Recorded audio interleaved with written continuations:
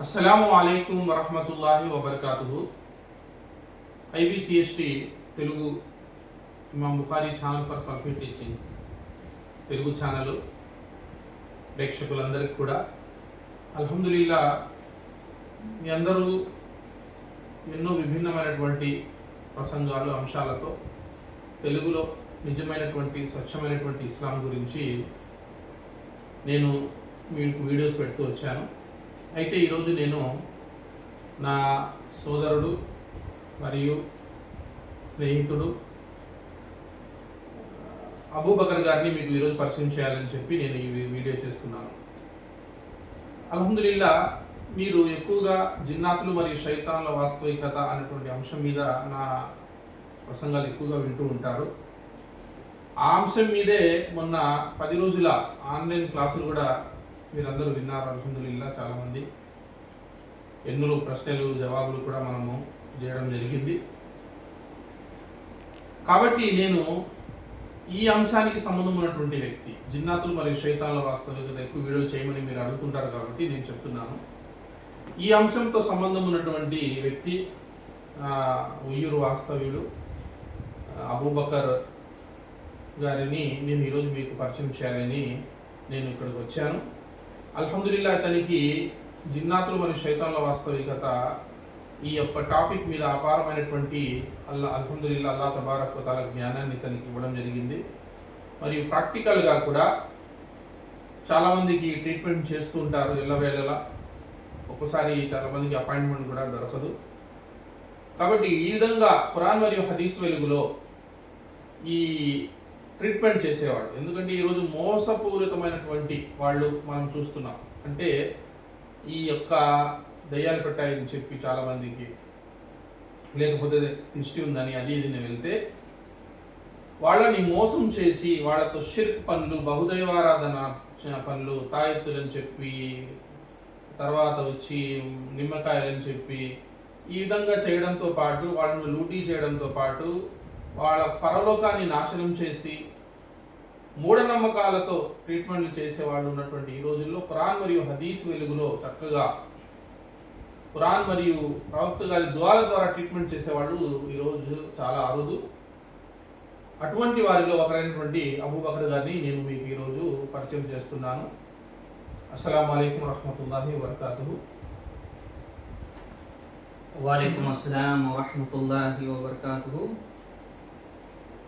ప్రతి ఒక్కరికి అల్లాహ్ సుబ్హానహు వ తఆలా యొక్క కరుణ కటాక్షాలు కలుగుగాక.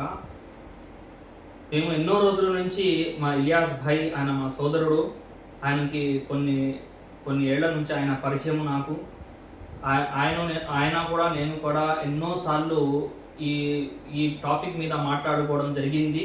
కానీ ఇలా ఇద్దరు కలిసి ఒక వీడియో చేయాలనేటువంటి ఆలోచన మన ఇద్దరం కొన్ని రోజులుగా మాట్లాడుకుంటూ ఈ రోజు అల్లాహ్ సుబ్హానహు వ తఆలా యొక్క ఆజ్ఞ ద్వారా, ఆయన కరుణ ద్వారా, ఆయన యొక్క ఇది ద్వారా మనం ఈరోజు కలవడం జరిగింది.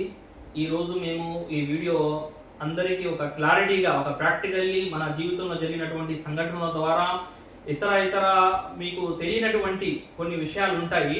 దాని గురించి కూడా డిస్కస్ చేద్దాము. దాని గురించి కూడా ప్రశ్న జవాబులతో మేము ముందుకు ఒక పద్ధతి ప్రకారంగా మేము వెళ్ళాలనుకుంటున్నాము. నేను దేవుడి దయ వల్ల మన ఇలియాస్ దాయి గారు, ఆయన దాయి కూడా చాలా ఏళ్ల నుంచి ఆయన అల్హమ్దులిల్లా అల్లాహ్ యొక్క దావత్తు, ఆయన యొక్క సందేశము ఇతరులకు చేరవేసే ఒక వక్తగా ఆయన ఉన్నారు. దేవుడి దయ వల్ల మేము ఈరోజు దానితో పాటుగా దావతీ ప్రోగ్రాంతో పాటుగా దావతీ యొక్క ప్రసంగముతో, దావతీ యొక్క దీని పద్ధతితో ప్రకారంగా మేము ఈ రుఖయా అనేటువంటి ఒక టాపిక్, జిన్నాతులు మరియు చేతబడి, దిష్టి, అసూయ అనేటువంటి శైతాన్ తాకడం, ఎన్నో రకాలైనటువంటి వ్యాధులు ఈరోజు మన సమాజంలో చూస్తున్నాం. దాని యొక్క ట్రీట్మెంట్ మెడికల్లో దొరకక చాలామంది అర్థమో కాగా తెలియకుండా దరగాలే షిర్క్ అయినటువంటి అడ్డాలు ఏదైతే ఉన్నాయో అదే మాకు షిఫా, అదే మనకు స్వస్థత జరిగేటటువంటి దారులను ఎంచుకొని చాలామంది షిర్క్లో వెళ్ళిపోయి వాళ్ళ యొక్క ఈమాన్, వాళ్ళ యొక్క విశ్వాసము మీద వాళ్ళు పక్కా దొరపడుతున్నారు. దేవుడి దయ వల్ల ప్రవక్త ముహమ్మద్ సల్లల్లాహు అలైహి వసల్లం వారు దీని గురించి మనకి ఎన్నో హదీసుల ద్వారా ఖురాన్ యొక్క వాక్యాలలో అల్లాహ్ సుబ్హానహు వ తఆలా తెలియజేశారు. తెలియజేసిన తర్వాత కూడా మేము ఆ దారిలో వెళ్తున్నామంటే హజరత్ అలీ రజియల్లాహు తాలా యొక్క ఒక ఖౌల్ ఉంది. ఆయన నేను ఎప్పుడు చెప్తూ ఉంటాను, నా యొక్క వచ్చేటటువంటి పేషెంట్స్ ఎవరైతే ఉన్నారో వాళ్ళకి ఒక విషయం చెప్తూ ఉంటాను నేను. ఏంటంటే ఒక ఒక ధనవంతుడు ఉన్నాడు, ఒక పేదోడు ఉన్నాడు. ఇద్దరిలో దొంగతనం చేసేటటువంటి దొంగ ఏ ఇంట్లో దూరుతాడంటే అతనికి పేదోడి ఇంట్లో ఏమి ఉండదు కాబట్టి ధనవంతుడి యొక్క ఇంట్లోనే దూరుతాడు అతను. అందుకని ఎవడైతే ఇస్లాంలో తౌహీదు అంటే షిర్క్ చేయకుండా అల్లాహ్ యొక్క దీని మీద ఎవరైతే నిలబడి ఉంటాడో, ఎవడైతే పటిష్టమైనటువంటి ఈమాన్ విశ్వాసం కలిగి ఎవరైతే ఉంటారో అటువంటి వాళ్ళ దగ్గర ఈ శైతాన్ అనేటువంటి దొంగోడు అంటే దొంగ అల్లాహ్ యొక్క మానవ శత్రువు, అల్లాహ్ శత్రువు కూడా అతను వీళ్ళ దగ్గర దాచినటువంటి ధనం పుణ్యాలు, మళ్ళీ వీళ్ళు చేసినటువంటి జీవితాంతం చేసినటువంటి పుణ్య కార్యాలు వాటిని దొంగిలించడానికి ఇతను ఎల్లప్పుడూ ప్రయత్నంలో ఉన్నాడు. అది కూడా ఆది నుండి ఉన్నారనేటువంటి ఇది మనకి తెలియక మనం తెలుసుకోలేకపోతున్నాం ఈరోజు. అందుకని మేము ఇంకా ముందు కార్యక్రమం ముందుకు నడపాలని మేము ఇలియాస్ భాయ్తో నేను ఆయనకి ఈ మైక్ ద్వారా మేము కొన్ని ప్రశ్నలతో మీ ముందుకు వస్తాం ఇన్షాల్లా. అస్సలాము అలైకుం. అయితే ముందుగా నేనే అబూబకర్ గారిని కొన్ని ప్రశ్నలు నేను అడుగుతాను ఇన్షాల్లా. అంటే అతని యొక్క ఈ జిన్నాతులు మరియు శైతాన్ల వాస్తవికత ట్రీట్మెంట్ విషయంలో ముఖ్యంగా ఖురాన్ హదీస్ ప్రకారం ట్రీట్మెంట్ చేయడంలో కొన్ని మెళకువలు, అదేవిధంగా మనకు ఏం సూచనలు ఇస్తారనే విషయాలు వారిని ప్రశ్నిస్తాను. అయితే ప్రియ ప్రేక్షకులారా, మనకు తెలుసు శైతాన్ను అల్లాహ్ తబారక్ వ తఆలా మానవునికి బద్ధ శత్రువుగా చేశాడు. మానవుడు ఏ తప్పు చేసినా కూడా అది శైతాన్ ప్రేరణ వల్ల చేస్తాడో మనకు తెలుసు ఆ విషయం. అయితే ఎప్పుడైతే మానవుడు భూమికి వచ్చాడో అప్పటి నుంచి కూడా ఈ శైతాన్ అనేటటువంటి వాడు మానవుడిని చెడు వైపు ప్రేరేపిస్తూనే ఉన్నాడు. అలా చెడు వైపు ప్రేరేపించి మానవుని చేత పాపం చేపించి అతన్ని నరకానికి తీసుకువెళ్ళడమే శైతాన్ యొక్క ఉద్దేశం. మరి ఈరోజు చాలామంది ముస్లింల్లో ఒక వర్గం, అంటే చాలా తక్కువ మంది ఇటువంటి వాళ్ళు కూడా ఉన్నారు. వాళ్ళు ఏమంటారంటే అది శైతాన్ను పట్టవండి, జిన్నాతులు పట్టవు అని చెప్పేవాళ్ళు కూడా ఉన్నారు. అల్లాహ్ తబారక్ వ తఆలా ఖురాన్ గ్రంథంలో మరి హదీసు గ్రంథాలలో ఎన్నో చోట్ల వీటి గురించి మనకు అల్లాహ్ ప్రస్తావన చేస్తున్నాడు. ఇన్నహు లకుమ్ అదువ్వున్ ముబీన్, శైతాను మీకు బహిరంగ శత్రువు అని అల్లాహ్ తబారక్ వ తఆలా ఖురాన్లో కితాబ్ ఇవ్వడం జరిగింది. అదేవిధంగా అల్లాహ్ తబారక్ వ తఆలా అయ్యూబ్ అలైహిస్సలాతు వస్సలాం వారి గురించి అల్లాహ్ తబారక్ వ తఆలా ఖురాన్ గ్రంథంలో చెప్పేటప్పుడు వారు చేసినటువంటి ఒక దువా, రబ్బీ అన్నీ మస్సనీ శైతాను బినుస్బి ఆదాబ్, వల్ల శైతాను నాకు తాకి నన్ను అనారోగ్యానికి గురి చేశాడు, నువ్వు నాపై కరుణించు అని అయ్యూబ్ అలైహిస్సలాం వారు చేసిన దువాలు ఉన్నాయి. మరియు ఇబ్లీస్కు అల్లాహ్ తబారక్ వ తఆలా సూరా బనీ ఇస్రాయిల్లో నీవు మానవుడిని ముందు నుంచి, వెనక నుంచి, కుడి ఎడమల వైపు నుండి, అన్ని వైపుల నుండి నువ్వు అతనిపై దాడి చెయ్యి, మరియు నీ పదాతి దళాలను, నీ అశ్వ దళాలతో అతనిపై దాడి చెయ్యి, మరియు అదేవిధంగా అతని యొక్క ఆస్తిపాస్తులలో, అతని యొక్క పిల్లలలో నీ భాగస్వామ్యాన్ని ఏర్పరచుకో అతని సంతానంలో అని కూడా అల్లాహ్ తబారక్ వ తఆలా ఖురాన్లో శైతాన్కి ఎప్పుడైతే భూమి మీద పంపేటప్పుడే అల్లాహ్ అతనికి ఈ యొక్క మనల్ని కష్టపెట్టేటటువంటి ఆ శక్తిని అల్లాహ్ అతనికి ఇచ్చే పంపించాడు. అది మన కొరకు ఒక పరీక్ష అని మనం అనుకోవాలి. కాబట్టి ఇటువంటి వాళ్ళ మాటలు మనం వినకుండా మనము ఖురాన్ మరియు హదీసుల వెలుగులో ఇన్షాల్లా ఈ అంశం గురించి మనము చర్చిద్దాము. ముందుగా నేను సోదరుడు అబూబకర్ గారిని అడిగేది ఏంటంటే ఈ అంశంపై ముందుగా మా IBCST ఛానల్ యొక్క ప్రేక్షకులకు మీరు ఏ సందేశం ఇవ్వాలనుకుంటున్నారో మీరు ఒక 2 మాటలు చెప్పండి. ఆ తర్వాత నేను కొన్ని ప్రశ్నలు కూడా నేను అడగడం జరుగుతుంది. ముఖ్యంగా బేసిక్గా మనము శైతాన్ నుండి మనల్ని మనము రక్షించుకోవాలి, శైతాన్ యొక్క బారిన పడకుండా ఉండాలంటే మనం ఎటువంటి జాగ్రత్తలు తీసుకోవాలి అనేటటువంటి విషయాన్ని మా ప్రేక్షకులకు వివరించవలసిందిగా కోరుతున్నాను. ఔజు బిల్లాహి సమీల్ అలీమ్ మినష్ షైతానిర్ రజీమ్ మిన్ హమ్జిహి వ నఫ్ఖిహి వ నఫ్సిహి. ముందుగా నేను చెప్పేది ఏంటంటే దైవ ప్రవక్త ముహమ్మద్ పైన అల్లాహ్ సుబ్హానహు వ తఆలా ఈ ఖురాన్ని దింపిన తర్వాత షైతాన్ యొక్క ప్రతి చోట కూడా షైతాన్ మీ భద్రశత్రువు అని ఇలియాస్ గారు చెప్పారు ఇంతకు ముందే. మీ యొక్క సంతానంలో కానీ మీ యొక్క సంపాదనలో కానీ మీరు చేసేటటువంటి ఏదైతే బిజినెస్ ఉందో దాంట్లో కానీ ఏదైనా కానీ అతని యొక్క లక్ష్యంలో అతను ఎలాగైనా ఈ మానవుని పడవేయాలి అనేటువంటి లక్ష్యం మీద అతను కూర్చుని ఉన్నాడు. ఆ లక్ష్యం ఎలా తెలిసిద్దంటే ఏ ప్రవక్తకి ఇవ్వనటువంటి దువాలు ప్రొటెక్షన్ మనకి అల్లాహ్ సుబ్హానహు వ తఆలా ఈ ఉమ్మత్కు మాత్రమే ఇచ్చాడు. ప్రవక్త ముహమ్మద్ సల్లల్లాహు అలైహి వసల్లం వారి యొక్క ఉమ్మత్కి ఎందుకు ఇచ్చాడు? బాత్రూమ్కి వెళ్ళేటప్పుడు ఏదైతే దువా ఉందో మినల్ ఖుబుసి వల్ ఖబాయిస్, ఫీమేల్ ఆడ జిన్నాతులు అంటే చాలా గలీజ్ అయినటువంటి చాలా చెడులో ఉన్నటువంటి జిన్నాతులు అవి. మినల్ ఖుబుసి వల్ ఖబాయిస్, ఫీమేల్ ఆర్ మేల్ అంటే మళ్ళీ మేల్ ఏదైతే పురుషులు ఉన్నారో స్త్రీ పురుష జిన్నాతులు ఎవరైతే ఉన్నారో వాటి యొక్క బారి నుండి వాటి యొక్క రక్షణ అల్లాహ్తో కోరుకోనని ప్రవక్త వారు నేర్పడం ఏంటంటే మనకి దాని నుంచి తప్పించుకోవడమే కాదా. రెండో విషయము, ఎప్పుడైతే మీరు ఇంట్లో ప్రవేశించేటప్పుడు దువా ఉందో అది చదివితే లాభం ఉంది, చదివితే చాలా లాభాలు ఉన్నాయి, చదవకపోతే కూడా చాలా నష్టాలు ఉన్నాయి. ఎప్పుడైతే మనం చదవమో మన ఇంట్లో ప్రవేశించిన తర్వాత ఎన్నో శైతాన్లు మన ఇంట్లో దూరి మనకి గొడవలు పెట్టడమో కానీ ఇంట్లో బరకత్ లేకపోవడమో కానీ ఎన్నో చేష్టలు చేస్తాయన్నారు ప్రవక్త ముహమ్మద్ సల్లల్లాహు అలైహి వసల్లం హదీసుల ద్వారా తెలుస్తున్నాయి ఈ రోజు మనకి. అలాగే మేము బయటికి వెళ్ళేటప్పుడు ముస్లిం యొక్క హదీస్ ఉంది మనకి, ఏమనంటే ఆకాశం నుంచి ఒక శబ్దము వాళ్ళకి వినిపించిద్ది, దానికన్నా ముందు మన పక్కన ఉన్నటువంటి హంజాదు కరీనటువంటి ఒక శైతాను ప్రతి మనిషితో కూడా పుట్టించబడతాడు. అతను ఏదైతే ఒక శిశువు పుడతాడో అతనితో పాటు ఒక శైతాన్ పుట్టించబడతారన్నారు ప్రవక్త ముహమ్మద్ సల్లల్లాహు అలైహి వసల్లం వారు. అతను మనిషితో వృద్ధాపం దాకా తోడుగా ఉంటాడు, మనలాగా సేమ్ డిట్టో కాపీ ఉంటాడు అతను.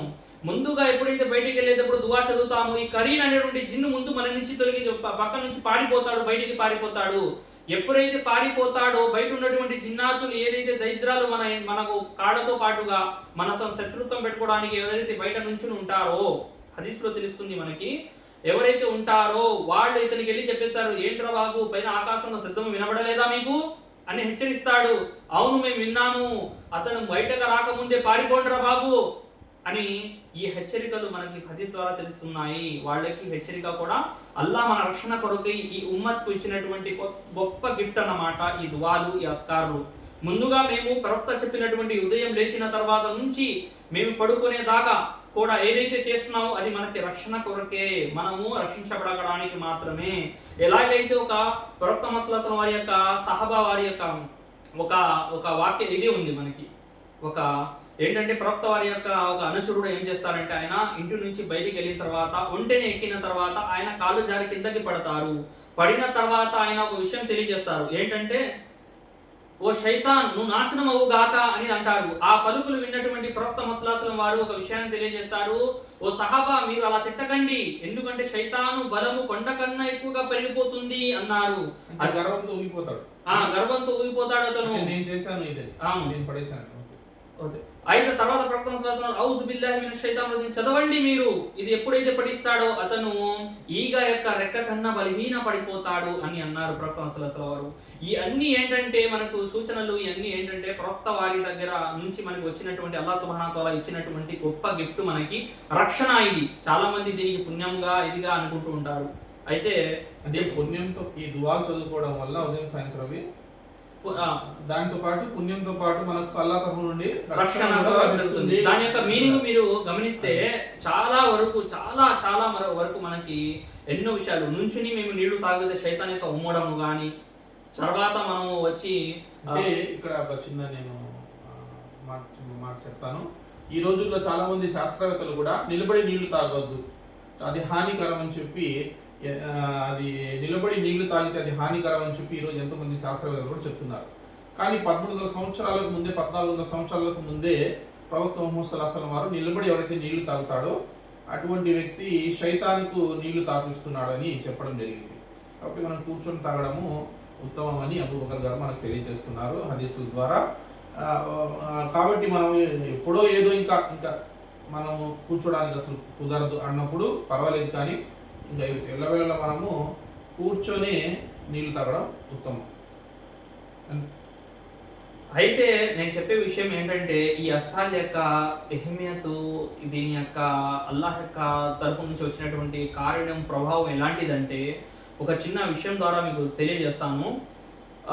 నేను ఈ వైద్యంలో 2012 నుంచి నేను ఈ వైద్యంలో నేను రావడం జరిగింది. వచ్చిన తర్వాత చాలా కేసులు టేకప్ చేసిన తర్వాత, చాలా కేసులను చూసిన తర్వాత నాకు అర్థమైనటువంటి 2 విషయాలు ఏంటంటే, ఒకటి మామలాత్ సహీకరణ, అంటే మనలో ఉన్నటువంటి ఏదైతే దోషాలు, ఏదైతే మనం చేసేటటువంటి పనులు ఏదైతే ఉన్నాయో దాన్ని సరి చేసుకోవడం.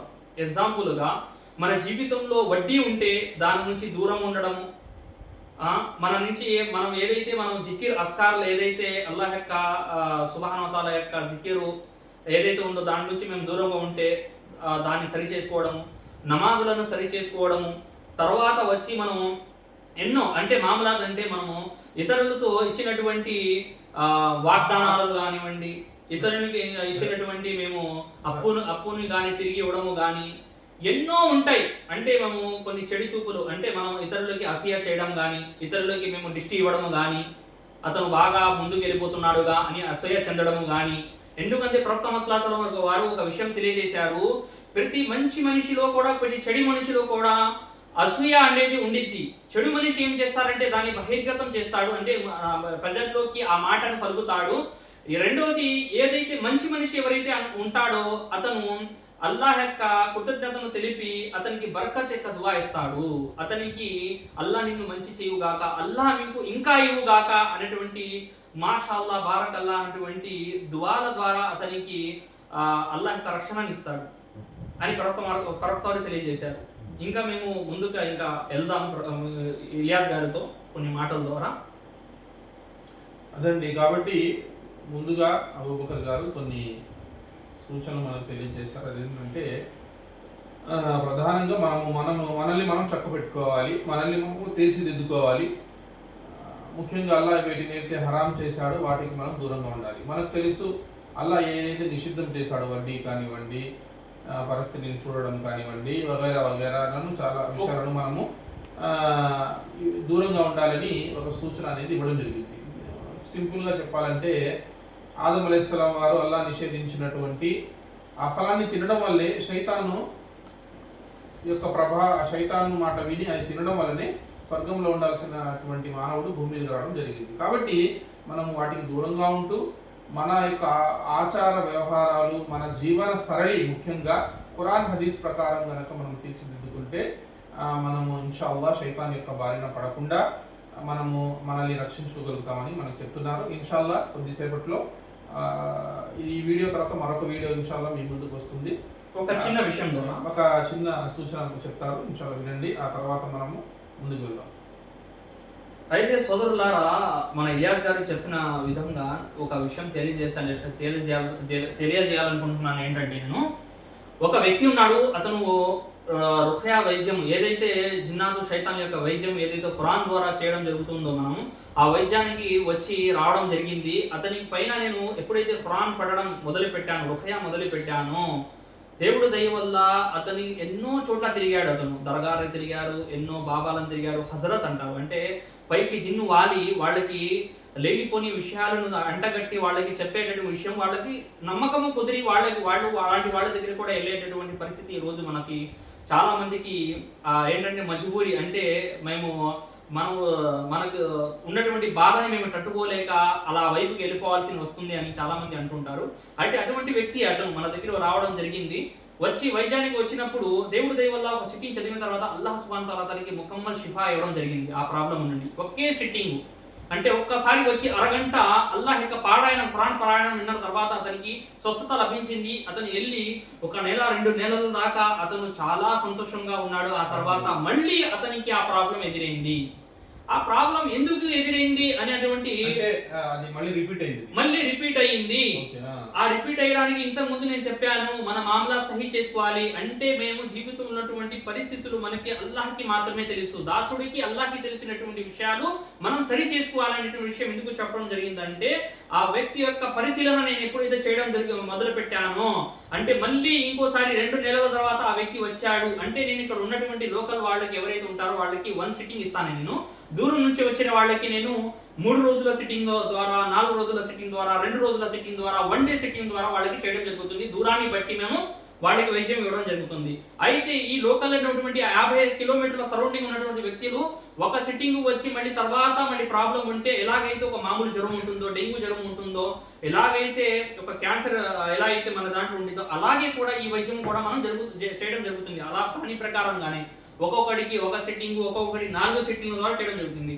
అయితే ఆ మనిషి తర్వాత ఆ ప్రాబ్లంకి మళ్ళీ గురి అయ్యి రావడం జరిగిన తర్వాత ఏమైందంటే అతన్ని నేను ప్రశ్నించాను, ఎందుకు మీకు ఇలా రిపీట్ అయిందంటే తెలీదు బాబు అన్నాడు అతను. మళ్ళీ అతన్ని చేసిన తర్వాత మళ్ళీ 2 నెలల దాకా, మళ్ళీ 2 నెలల దాకా అతనికి ఏ బాగా లేదు, మళ్ళీ అలాగే సంతోషంగా ఉన్నాడు. మళ్ళీ రిపీట్ అయింది అతనికి.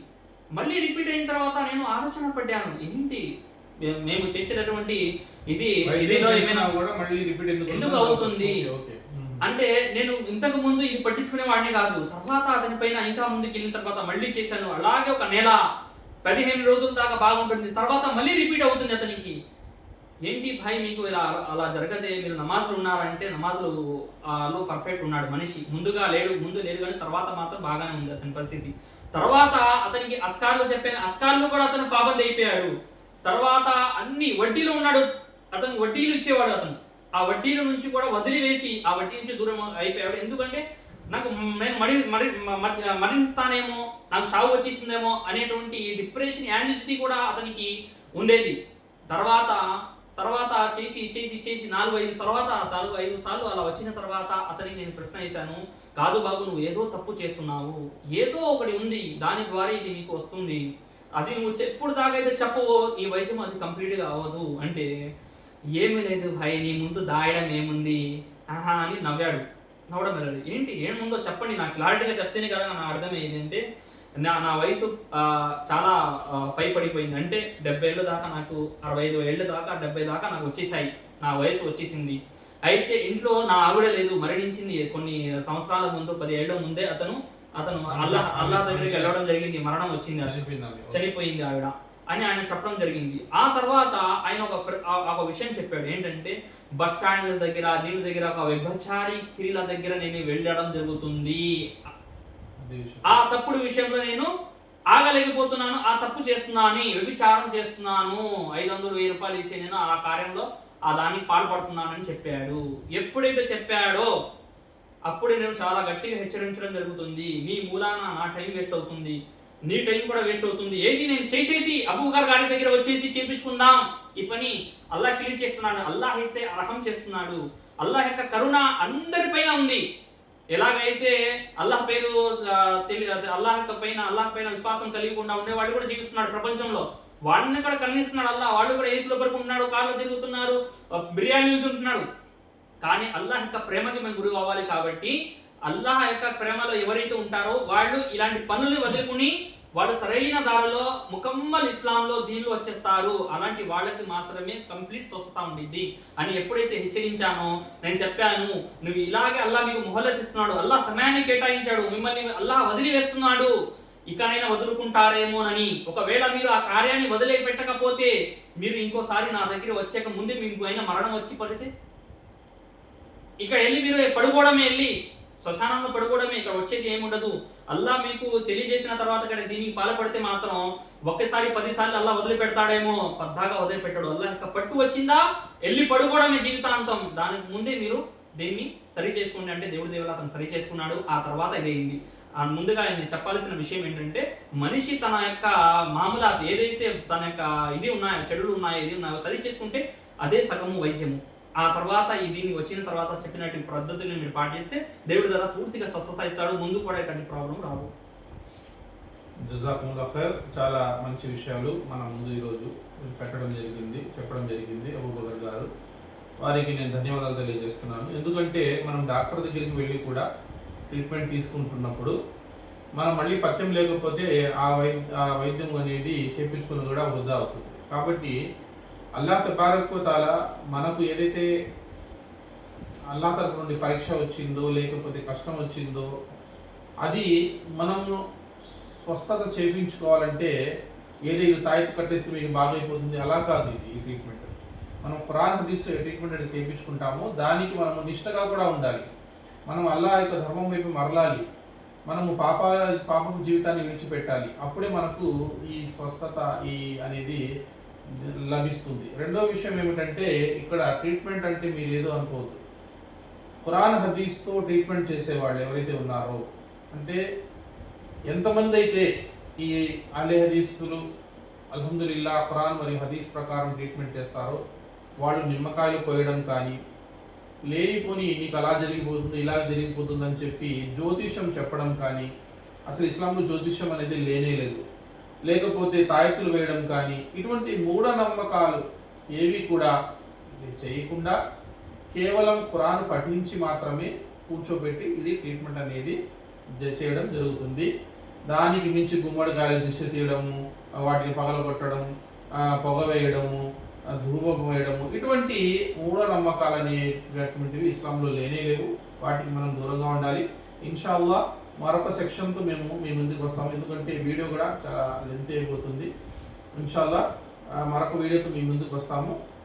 ఏవైతే విషయాలు మీ ముందు ఇప్పుడు చెప్పడం జరిగిందో వాటిని మీరు అల్హమ్దులిల్లా ఈ సూచనల ద్వారా చాలా జాగ్రత్తగా వ్యవహరిస్తుండండి. అల్లా మనందరికీ, మన కుటుంబీకులందరికీ, ప్రపంచ మానవులందరికీ అల్లా శైతాన్ యొక్క కీడుని రక్షించుగాక. ఆమీన్. అస్సలాము అలైకుం వరహ్మతుల్లాహి వబరకాతుహు. జజాకుముల్లాహు ఖైర్. వసల్లం.